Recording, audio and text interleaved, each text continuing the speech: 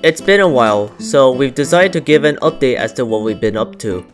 For those who aren't in the Discord server or have not seen it yet, Zombie Stories will receive an overhaul for the framework, which will change how you move, how weapons work, and furthermore.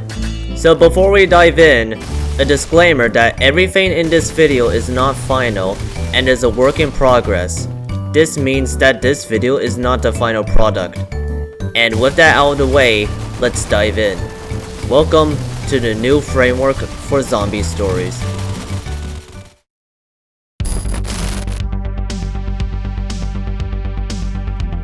Zombie Stories only allows for basic WASD movement with sprinting and crouching, but the new framework allows for more flexible and faster movement.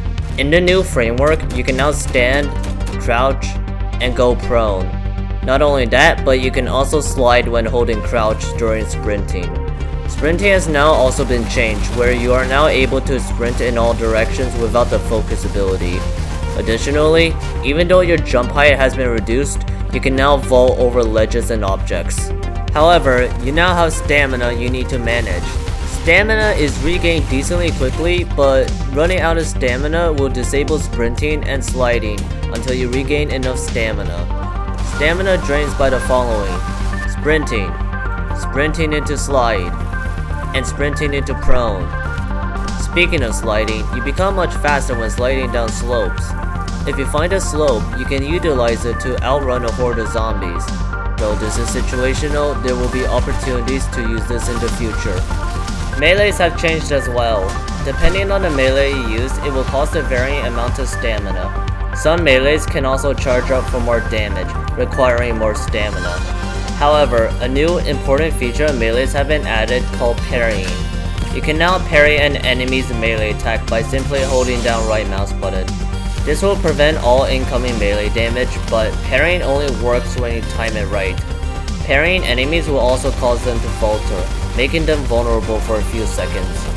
However, some melees will use up stamina to parry.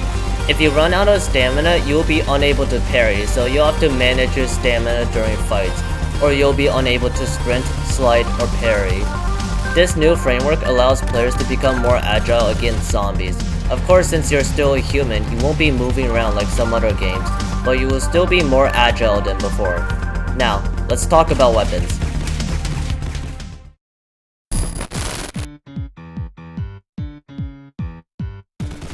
Guns will now function differently. Guns will now recoil both horizontally and vertically. This means that prolonged fire with guns will cause the guns to sway both up and sideways as well. Additionally, guns have improved details such as better visual effects when firing guns, improved SFX for varying guns, and even improved models. Here's just a few as examples.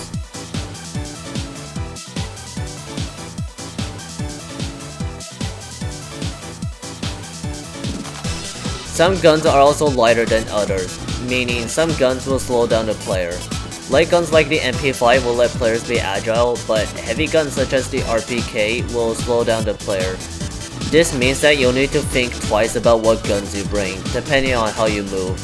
Guns can now switch fire modes depending on the gun itself. Some guns can go from full auto to burst to semi-auto. Hip firing is also changed, where hip firing is much more inaccurate than before. ADSing is encouraged more than before. However, the biggest improvement is the attachment system. With the improved guns, there is a new attachment system that allows for guns to equip multiple attachments. This new system includes muzzle attachments, rail attachments, sights and scopes, and even charms and stickers. Most of these attachments affect stats, mainly recoil, ADS speed, and even small things like light. Combining the right attachments for the right gun will make your weapons more efficient, and there is now a gun range for you to test out different attachments on different guns. This system also allows us to implement new guns more easily, so look forward to those in the future.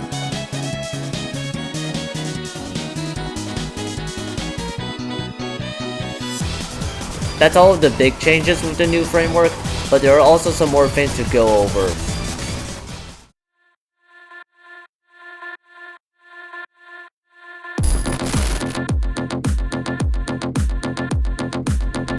There are numerous quality of life changes made in the new framework. As you've seen, the HUD has received an update.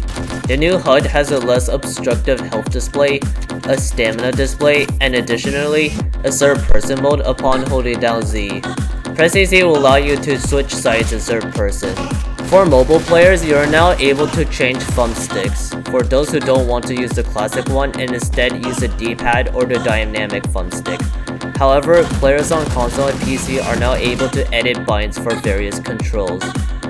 More quality of life changes will be made in the future beyond the new framework, but for now, this is all. Please remember once more that this is not the final product, and that there will be changes made before release, so everything in this video may or may not be the same. With that said, look forward to the release of the new framework, and we'll see you when it drops.